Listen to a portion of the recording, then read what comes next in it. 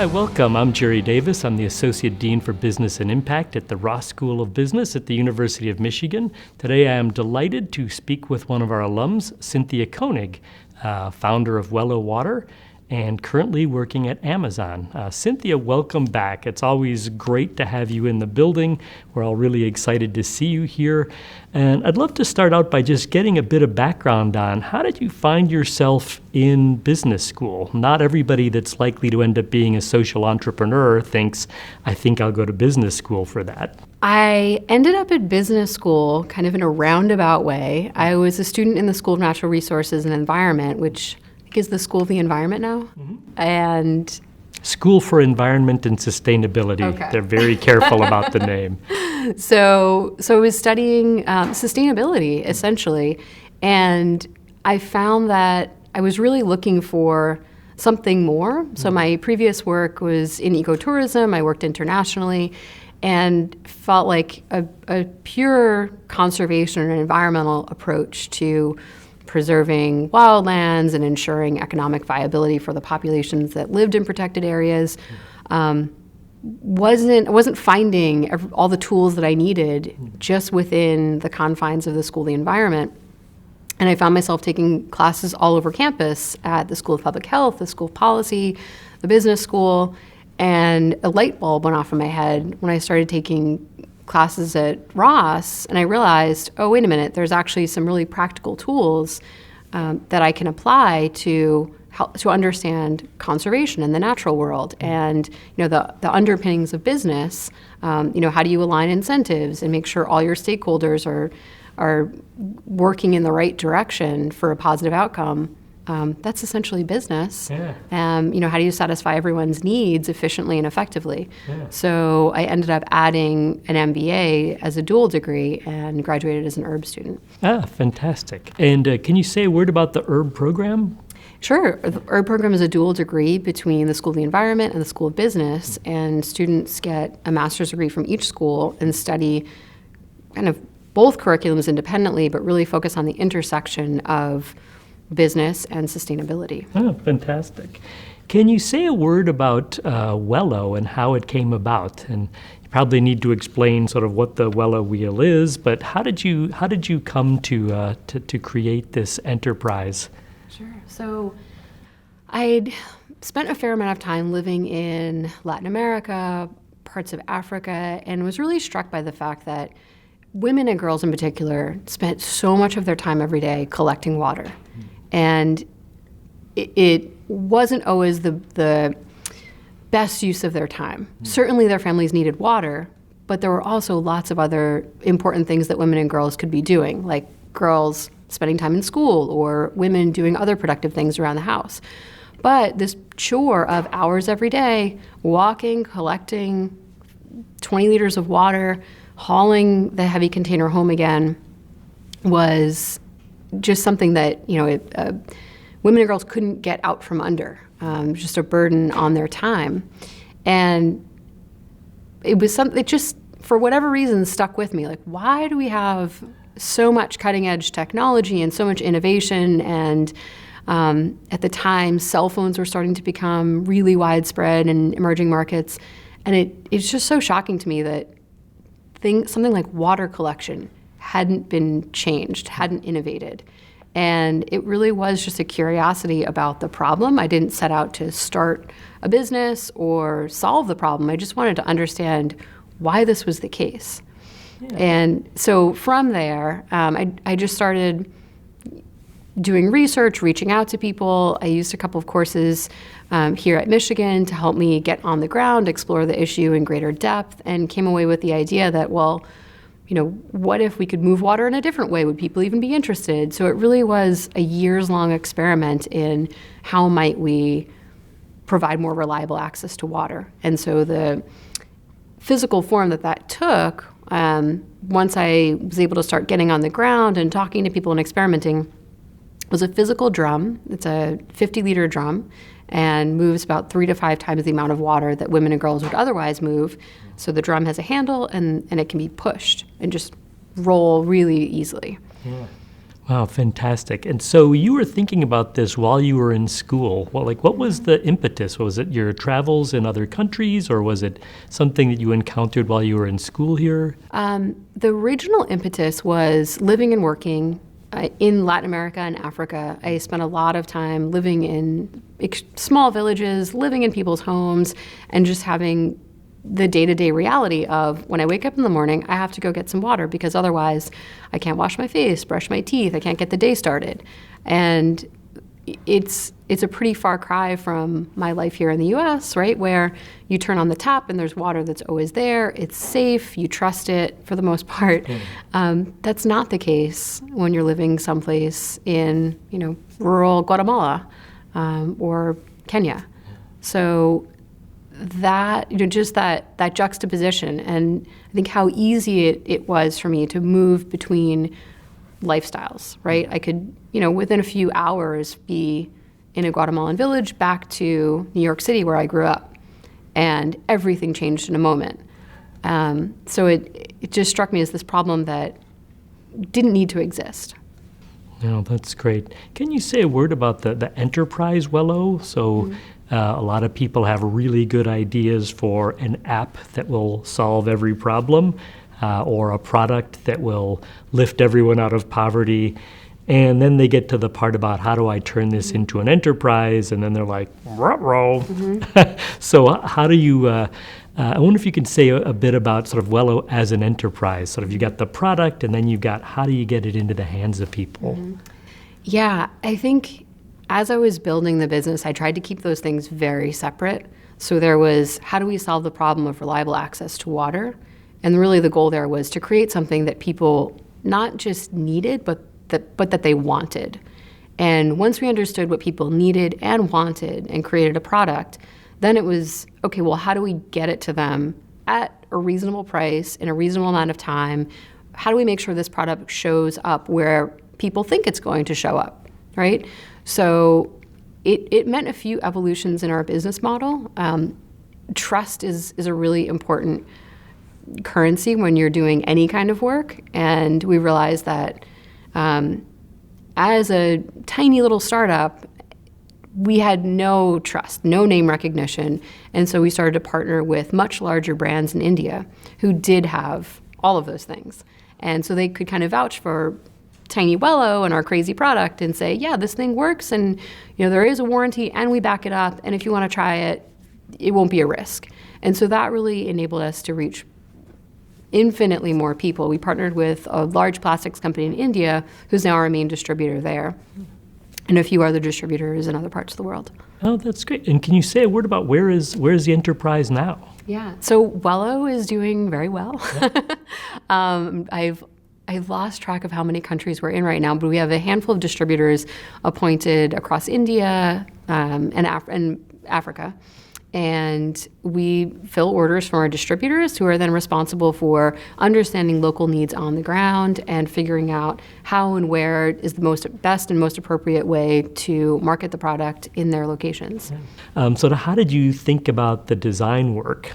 There's a lot of ways that you could get water to people. Why a wheel?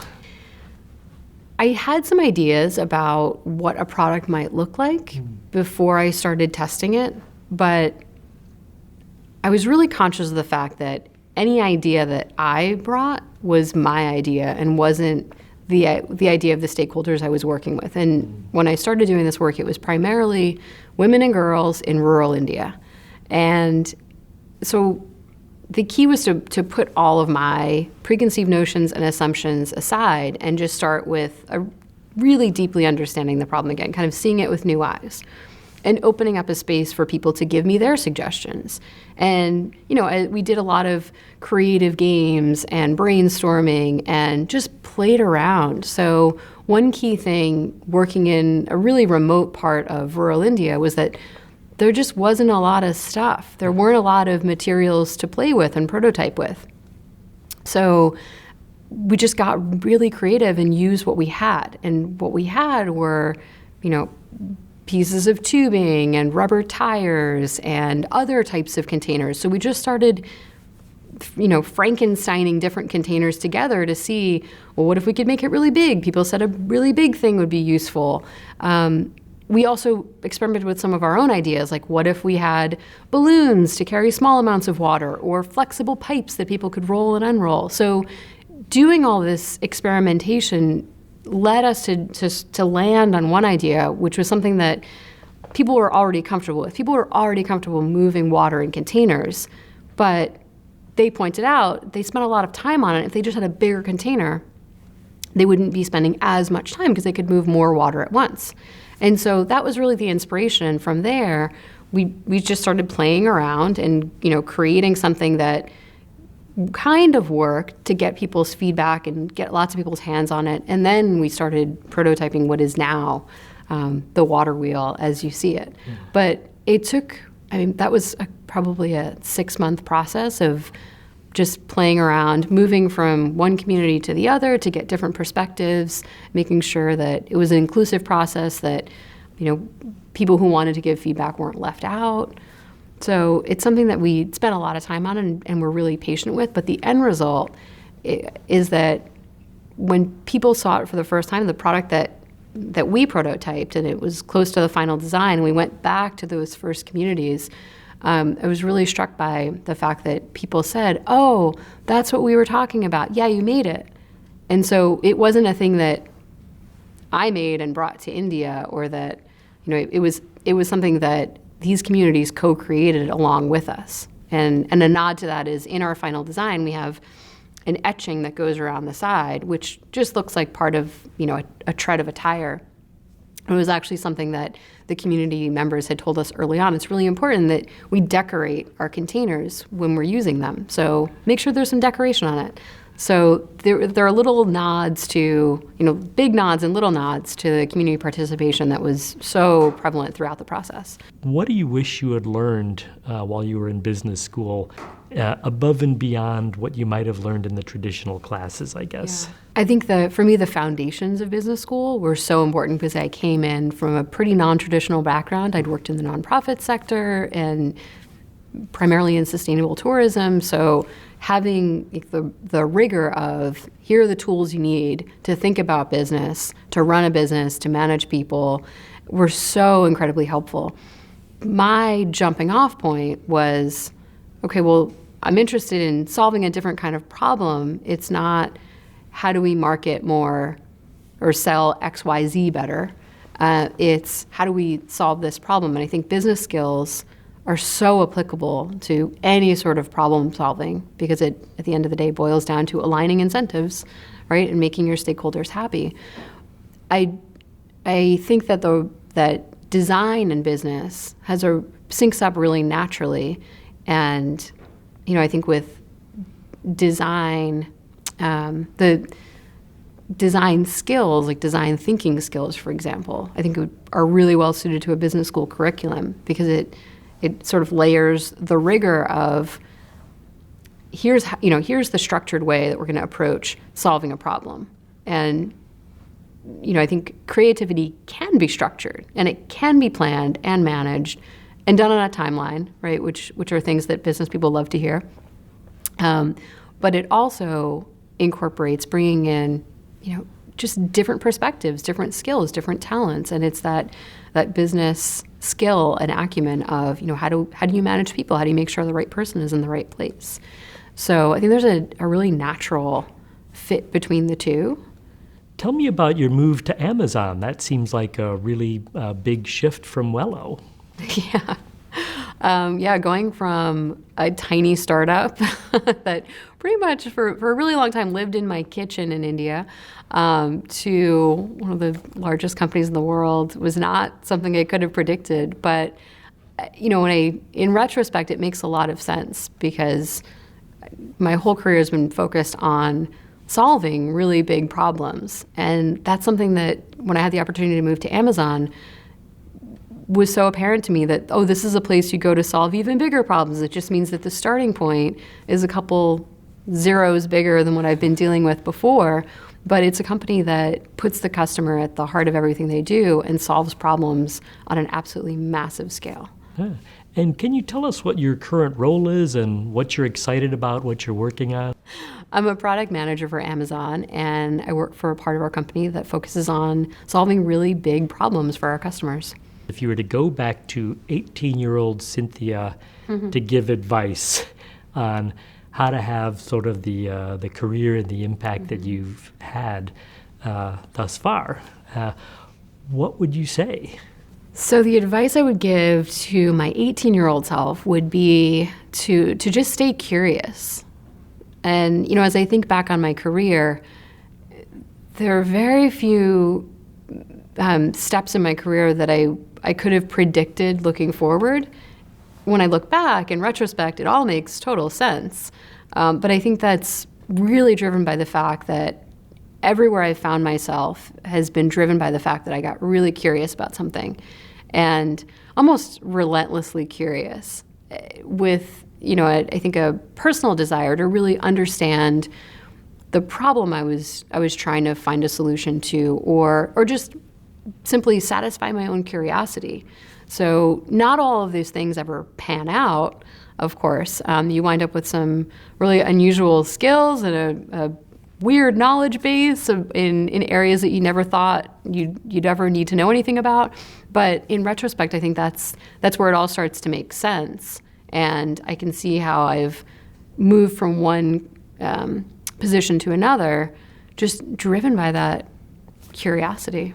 So stay curious. Yeah. That is some pretty great advice. Yeah, no, I think the experience that your students are having in business and impact is so similar to what the real world situation is like. Mm-hmm. And I think that having this training early on, like having a class like Business and Impact, means that they can feel what it's like to immerse themselves in a problem, come up with solutions, think broadly. Because one of the challenges that you have when you are working for a larger corporation is that you get boxed in pretty quickly with, even very innovative companies, right? There's the way you do things, and there's the things you're supposed to do, there's your job, and anything outside of these boxes you put on yourself is coloring outside the lines.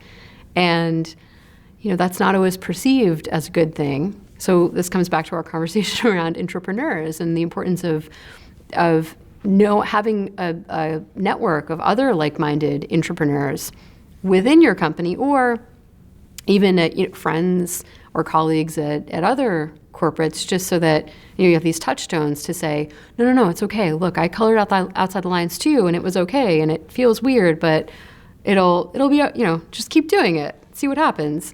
And because it is a process of experimentation, and so you're going to fail a little bit, and you're going to do it again, you're going to do it differently, but it takes a while to figure out, where the lines are and how far outside you should be coloring and when to just jump outside the box altogether.